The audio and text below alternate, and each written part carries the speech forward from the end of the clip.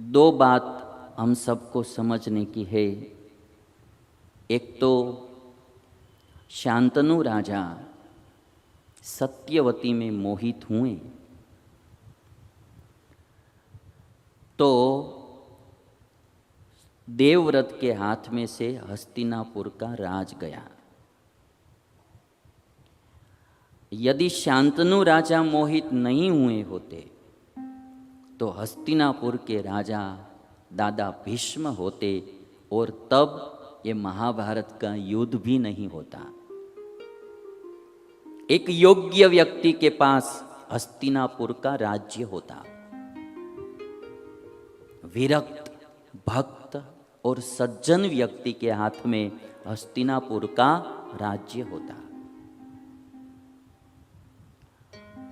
जो पूरा कुरुवंश दुखी हुआ महाभारत के युद्ध के बाद, वो दुख झेलना नहीं पड़ता।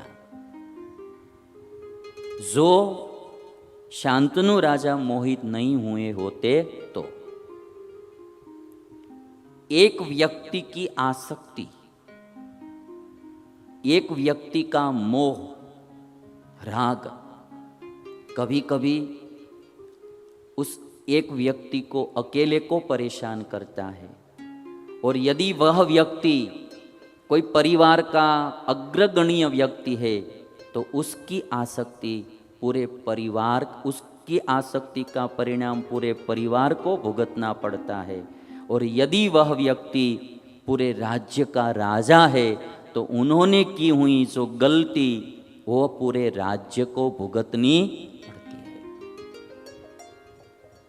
इसीलिए जो अग्रगण्य व्यक्ति होते हैं, कोई कुटुंब का अग्रगण्य व्यक्ति है, मुखिया है, कोई राज्य का मुखिया है, कोई मंडल का मुखिया है, उसे बहुत सावधान रहना चाहिए, सोच समझकर जीवन जीना चाहिए। उनकी एक की गलती का परिणाम सबको भुगतना पड़ता है। शांतनु राजा मोहित हुए नारी में, एक स्त्री में मोहित हुए तो दादा भीष्म के हाथ में से राज्य गया। आजकल भी हम ऐसे बहुत प्रसंग देखते हैं। ये जो नारी के मोह में जो नहीं फंसते हैं ने, ऐसे शूरवीर आदमी बहुत कम मिलते हैं।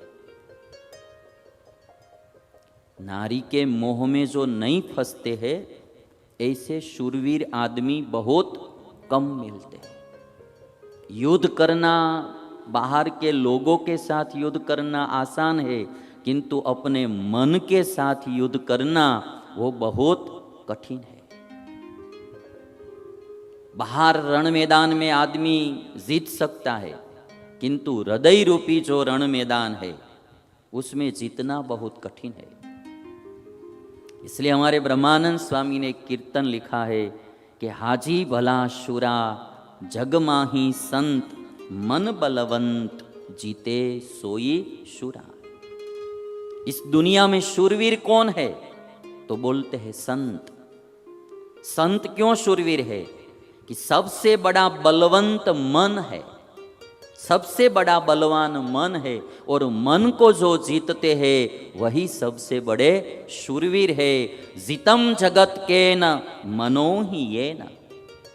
आदि जगत गुरु शंकराचार्य जी का ये वचन है, जितम जगत के न मनो ही ये न। स्वामीनारायण भगवान ने भी यह वचन वचनामृत में उद्धृत किया है।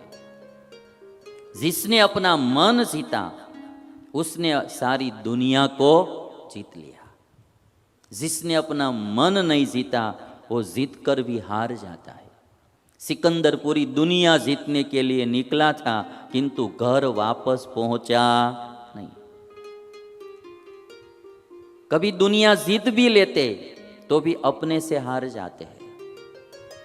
और इसीलिए सभी क्षेत्र के लोगों को मेरी विनंती है कि कोई इस तरह से थोड़ी हंसी दे देते हैं, आपको थोड़ा भाव प्यार से बुला देते हैं, तो नारी की जाल में फंसना मत। और शादीशुदा है तो बहुत ध्यान रखना, एक बार भी जो फंस गए तो पूरा परिवार दुखी होगा। आप भी दुखी होंगे, पूरा परिवार भी दुखी होगा। थोड़ी सी भी हंसी में कोई फंस मत जाना।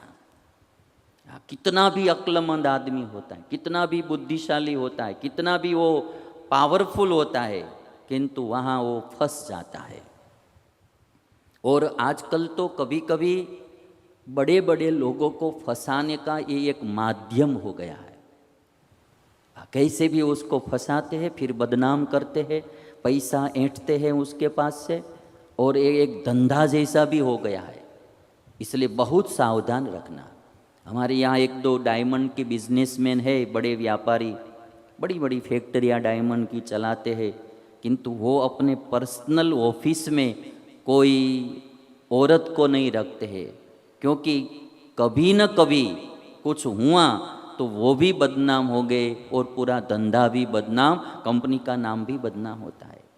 इसलिए बहुत सावधानी रखना, कहीं फंसना नहीं। आज एक शांतनु राजा सत्यवती में मोहित हुए, तो मुझे तो ये बात इसलिए कहनी पड़ी कि आज यदि जो शांतनु राजा सत्यवती औरत में फंसे नहीं होते तो आज हस्तिनापुर के राजा दादा भीष्म होते, और हस्तिनापुर की बात कुछ और ही